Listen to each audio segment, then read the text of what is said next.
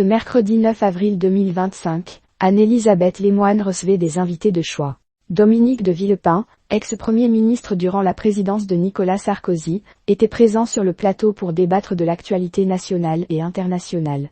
Il était question, entre autres, des droits de douane imposés par Donald Trump mais aussi de la présidentielle 2027 après la condamnation de Marine Le Pen. Judith Godrèche, actrice et réalisatrice, et figure du mouvement MeToo Cinéma après ses révélations sur l'emprise et les viols perpétrés par Benoît Jacquot et Jacques Douéon, alors qu'elle n'était encore qu'une adolescente, était elle aussi sur le plateau pour échanger suite à la publication du rapport de la commission d'enquête parlementaire sur les violences sexistes et sexuelles commises dans le secteur de l'audiovisuel. Emmanuel Macron a également accordé aux journalistes de l'émission une interview exclusive depuis son déplacement en Égypte. Il a ainsi évoqué plusieurs des dossiers les plus sensibles du moment, situation au Proche-Orient avec la reprise des bombardements à Gaza et au Liban, nouvel ordre mondial imposé par Donald Trump ou encore la situation de l'auteur algérien Boualem Sansal. Qu'était horrible. Anne-Marie Vin se confie sur l'un de ses pires souvenirs de jeune actrice et invitée de C'est à vous. La suite, Anne-Marie Vin s'est livrée à des confidences pour le moins inattendues. Celles que le grand public a découvertes dans des comédies à succès telles que Chouchou, Bienvenue chez les Ch'tis ou encore Les Petits Mouchoirs, aurait bien pu ne jamais devenir actrice. En effet, la mère de 2 enfants Léonard et André s'est confiée quant à ses premiers pas de comédienne. Anne, vous étiez dans tous vos états quand la caméra s'allumait. C'est-à-dire, l'a interrogée Anne-Elisabeth Lemoine.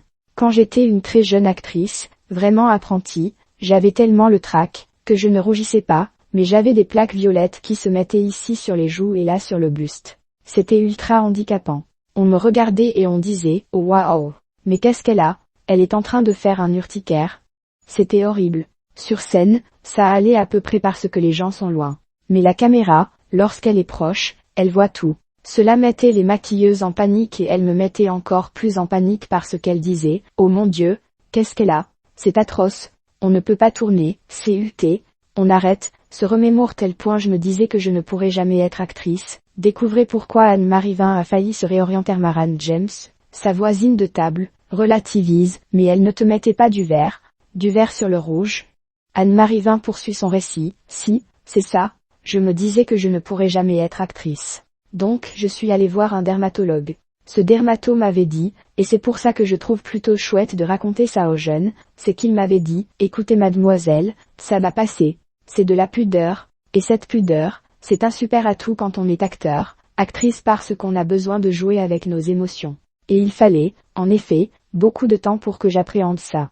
Et maintenant, autant dire que je ne rougis plus. Trop de métiers, plaisante-t-elle pour conclure. Comme quoi, nos pires complexes peuvent nous laisser la vie tranquille avec le temps. Le 16 avril 2025, Anne-Marie Vin sera à l'affiche de la comédie Rapide, aux côtés d'Alban Lenoir.